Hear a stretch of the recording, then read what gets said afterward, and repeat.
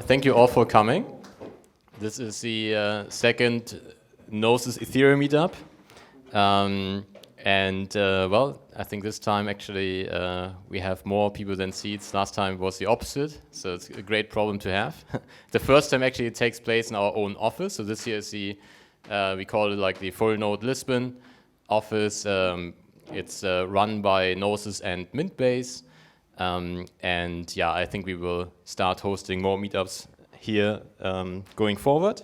I think this is obviously the end of the year. It's the last meetup that we're going to host. And it's always interesting to kind of look back. Okay, where were we last year? And I mean, usually I don't like to talk about prices, but I guess last year, at the same time, everyone was still drunk, thinking we already accomplished everything and everyone was rich and everyone was happy. 1 year fast forward, I guess we are a bit more sober. And it's clear that, well, there's still a lot of work to be done. On the other hand, I think the events that kind of caused this downturn, they are sobering for the entire industry. They actually help to get back to what is actually needed.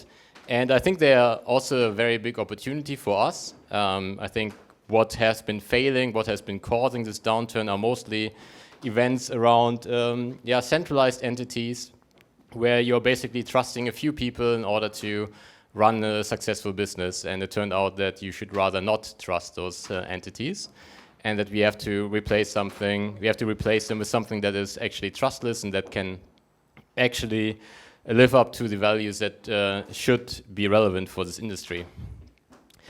And yeah, so I think next year is going to be very exciting. I think we saw with the collapse of FTX, which was, I guess, the biggest black swan event that's happened this year, that users become more aware of the need for decentralization. And I think even though, obviously, in the bear market, there's less attention coming with price drops, we still see that many users become aware of why decentralization is needed. And we saw, for example, an uptick in users deploying Gnosis safes to withdraw funds from centralized exchanges. I think in just a few days after FTX collapse happened, we saw an outflow of $1 billion from centralized exchanges to safe contracts. We saw an increase in sales for hardware wallets. I think Ledger as well as Tangem had insane increase of sold hardware wallets. So we see a lot more users becoming aware of those issues and act on it. And I think we also learned a lesson in terms of like no matter how well a product is designed or how smart a person comes across eventually, you still are better off if the only person you have to trust is yourself. And you actually don't depend on too many middlemen. So that being said, I don't want to take more of your time. Actually, there's one thing I want to announce which is related to Gnosis. So you see here, I wear this t-shirt here. Actually, what stands on it? Merge is a word, actually, okay. So what is going to happen? We have some nice merch for you, merch, which is in the room behind you. And yeah, what's going to happen tomorrow, approximately same time tomorrow, is the merge of the Gnosis beacon chain into the execution layer of Gnosis.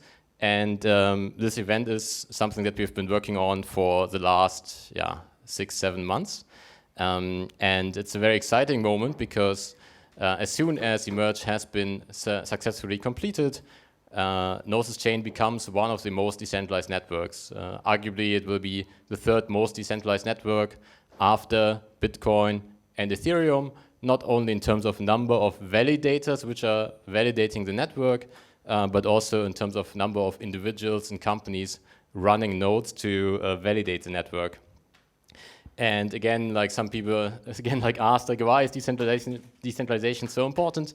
Well, one clear feature that this brings actually right from the start is that it becomes even more censorship resistant, and it will allow us to increase the security of the bridge that we operate between Gnosis chain and Ethereum significantly, because we will rely on this validator set also for the bridge, which is becoming a light client-based bridge.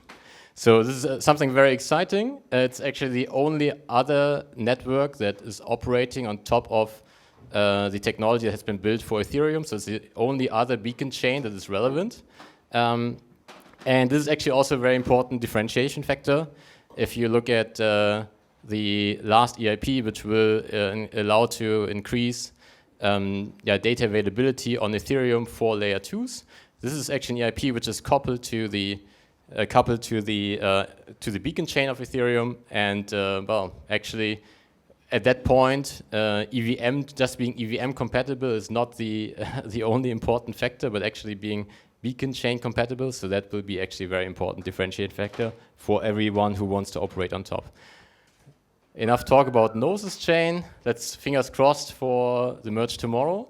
I hope you all run your nodes and have upgraded the nodes. Otherwise, you have homework to do tonight. But yeah, that being said, so today we have three very exciting presentations. And yeah, we start with a presentation by Joel,